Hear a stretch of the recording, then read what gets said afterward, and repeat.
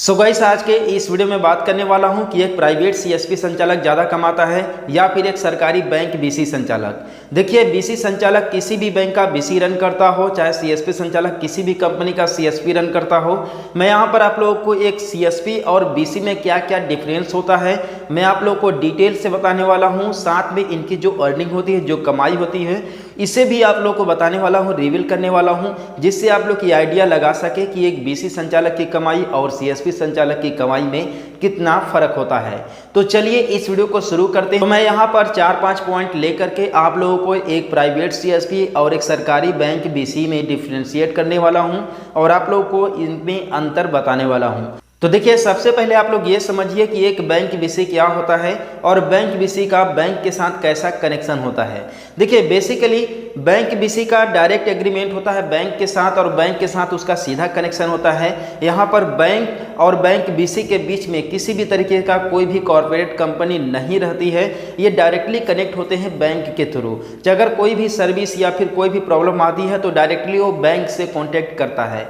लेकिन यहीं मैं अगर सीएसपी की बात करूं तो सीएसपी पोर्टल एक थर्ड कंपनी प्रोवाइड करती है, जो कि कॉर्पोरेट कंपनी होती है, जो कि टेक्निकल सपोर्ट करती है पूरी तरीके से। और यह जो कॉर्पोरेट कंपनी होती है ये थर्ड पार्टी होती है बैंक और साथ में सीएसपी संचालक के बीच में।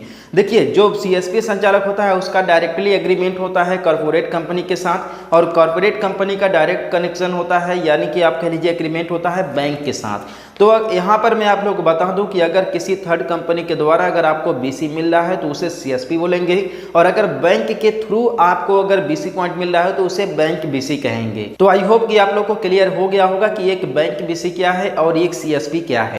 तो चलिए मैं आप लोगों को एक एग्जांपल लेकर के बता दे रहा हूं कि अगर आप लोग कहीं पर भी अगर यस बैंक का बीसी पॉइंट अगर देख रहे हैं आप लोग, तो आप लोग ये समझिएगा कि उस यस बैंक के बीसी का डायरेक्ट कनेक्शन किसी आसपास के नज़दीकी यस बैंक शाखा से है। ठीक है, यहाँ पर किसी भी तरीके का कोई भी थर्ड कंपनी या फिर कोई अदर कॉर्पोरेट कंपनी बीच में इन्वॉल्व नहीं है।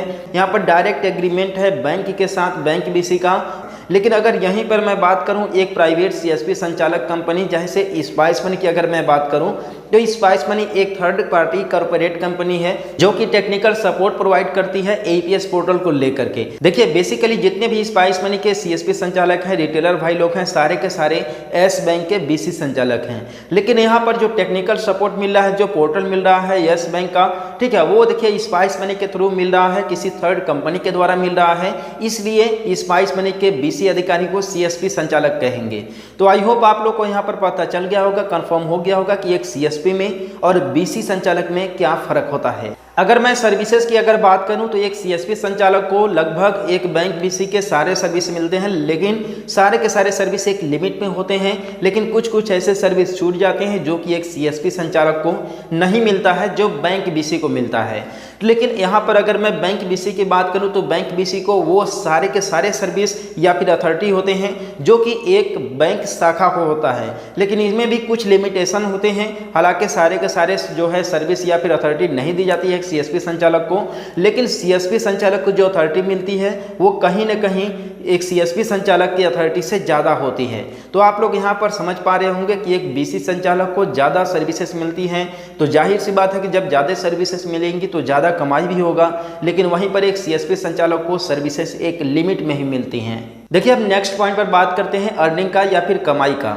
देखिए, अगर कोई भी सीएसपी लेना चाहता है या फिर किसी भी बैंक का बीसी लेना चाहता है तो जाहिर सी बात है कि उसका सबसे पहले माइंड जाएगा कमाई पर। आखिर इस बैंक के बीसी से, इस कंपनी के सीएसपी से मुझे कितना ज़्यादा कमाई होगा।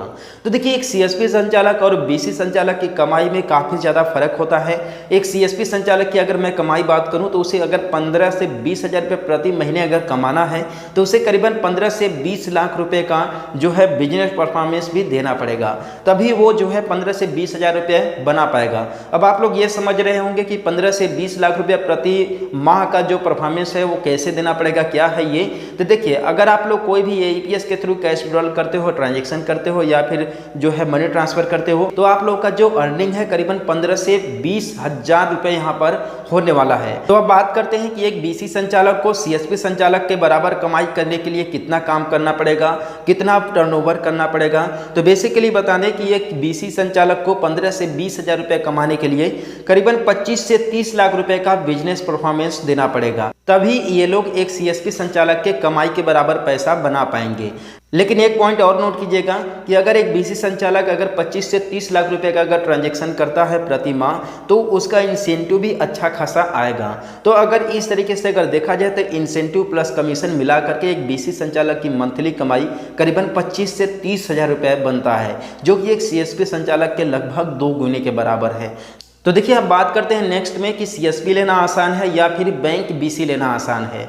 देखिए सीएसपी लेने के लिए बहुत सारे मार्केट में कंपनियां हैं, थर्ड पार्टी कंपनी हैं जो कि आप लोग को सीएसपी पोर्टल प्रोवाइड कर रही हैं, जैसे स्पाइस मनी, रैपी पे, पेनियर बाई, ठीक है, अन्य भी बहुत सारी कंपनियां हैं जो कि आप लोग को सीएसपी प्रोवाइड करती हैं और आप लोग सीएसपी पोर्टल बहुत ही आसानी से ले सकते हो। और बेसिकली सीएसपी पोर्टल लेने के लिए आप लोग को उतना ज़्यादा लोकेशन का भी प्रॉब्लम का सामना नहीं करना पड़ता, बहुत ही आसानी से सिंपल डॉक्यूमेंट्स के माध्यम से आप लोग हफ्ते डेढ़ हफ्ते में भी सीएसपी ले सकते हो। लेकिन यहीं अगर मैं बात करूं बैंक बीसी का, तो बैंक बीसी का पॉइंट लेना उतना आसान नहीं होता है जितना आसान एक सीएसपी लेना होता है। तो बेसिकली देखिए यहाँ पर जो बैंक बीसी अगर आप लोग लेने जा रहे हैं तो ये काफ़ी लंबा टाइम खींच जाता है, जैसे कि करीबन 1 से 2 महीने 3 महीने भी लग जाते हैं एक बैंक बीसी लेने के लिए। साथ में यहाँ पर लोकेशन का भी सामना करना पड़ सकता है आप लोगों को, क्योंकि हर एक लोकेशन पर आप लोगों को बैंक बीसी नहीं मिलता है।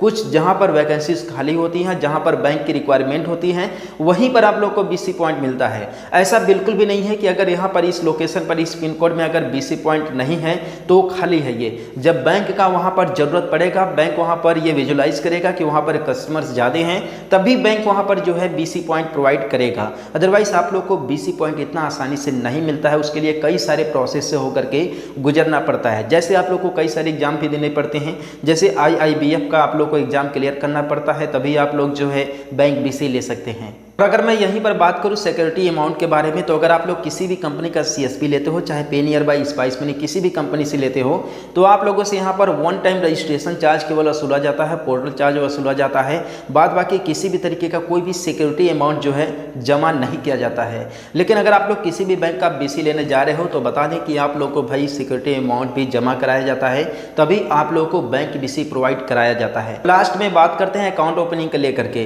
देखिए अगर आप लोग सीएसपी संचालक हैं और सीएसपी के माध्यम से अगर किसी भी ग्राहक का सेविंग अकाउंट ओपन करते हैं, तो आप लोगों को उतना ज़्यादा कमीशन नहीं मिलेगा जितना एक बैंक बीसी किसी कस्टमर का सेविंग अकाउंट ओपन करता है। तो क्योंकि केवल अगर आप लोग सीएसपी के माध्यम से किसी कस्टमर का अगर अकाउंट ओपनिंग करते हैं तो आप लोग को केवल कमीशन मिलेगा, लेकिन वही अगर एक बैंक बीसी किसी कस्टमर का सेविंग अकाउंट ओपन करता है तो उससे कमीशन के साथ साथ इंसेंटिव भी मिलता है। तो आप लोग को आई होप कि क्लियर हो गया होगा कि आखिर सरकारी बैंक बीसी में ज़्यादा कमाई है या फिर किसी प्राइवेट कंपनी के सीएसपी में। तो इस चैनल को सब्सक्राइब कर दीजिएगा, वीडियो को लाइक कर दीजिएगा। मिलते हैं फिर किसी नेक्स्ट वीडियो में।